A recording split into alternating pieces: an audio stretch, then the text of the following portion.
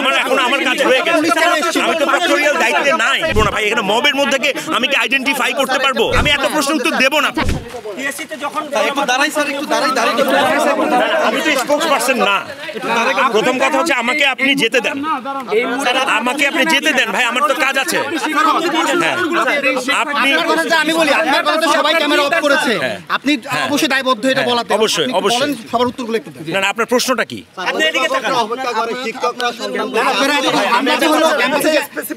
আমি তো কোনো অফিসিয়াল এক্সপোজ পারসন না, আমি একটা দায়িত্বে ছিলাম, সেই দায়িত্বটা আমি পালন করেছি। আমার স্টুডেন্টরা জিজ্ঞেস করেছে স্যার কি দায়িত্ব? আমি আবাসিক শিক্ষক। আবাসিক শিক্ষক, আবাসিক হলে কেন হামলা হয়েছে এই বিষয়ে বলেন। আপনি আবাসিক শিক্ষক, আপনার হলে তো হামলা হয়েছে। আপনারা তো 4 দিন ধরে কভার করছেন, আপনি জানেন না। আজকে প্লিজ আমি কথা বলবো না, আমি কথা বলবো না। আমাদের অফিসিয়াল ভার্সন আছে, আমরা এখন কথা বলবো না। আমার এখন আমার কাজ হয়ে গেছে, আমি তো ফ্যাক্টরিয়াল দায়িত্বে নাই। না না না, সেটা না। তারা যেতে চেয়েছে, নিরাপত্তার ইস্যু ছিল, নিরাপত্তা ইস্যুর কারণে আমরা তাকে নিয়ে গেছি, তাদেরকে নিয়ে গেছি। স্যার এখানে কিছু নারী শিক্ষার্থী দেখতে পেলাম, এখানে সব পুরুষ হল, নারীরা কারা আসলে?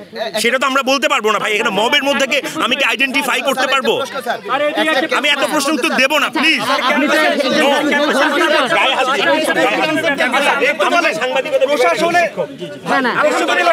আপনি আমাদের সাথে কোঅপারেট করেন স্যার। আপনি সাংবাদিকতা বিভাগের টিচার হলে কথা বলছি তো, আমি একটা প্রশ্ন করি।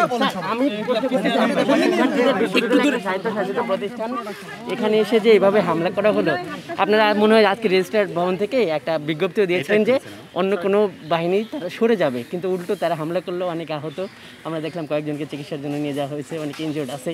আপনার কেমন লাগছে? এটা কি আপনার ভালো? এটা তো নিশ্চয়ই ভালো লাগার কথা না। এটা কেমন প্রশ্ন? একেবারে খুবই দুঃখজনক ঘটনা। এটা খুবই দুঃখজনক। আচ্ছা, বিশ্ববিদ্যালয়ের ভিতরে কি পুলিশ? আমি আর কোনো প্রশ্ন উত্তর দেব না, প্লিজ আমাকে জায়গা দেন। আপনি কিন্তু এভাবে পালিয়ে যেতে পারেন না স্যার। স্যার আপনি সাংবাদিকতা বিভাগের টিচার হলে আপনি আমাদের সাথে কোঅপারেট করেন।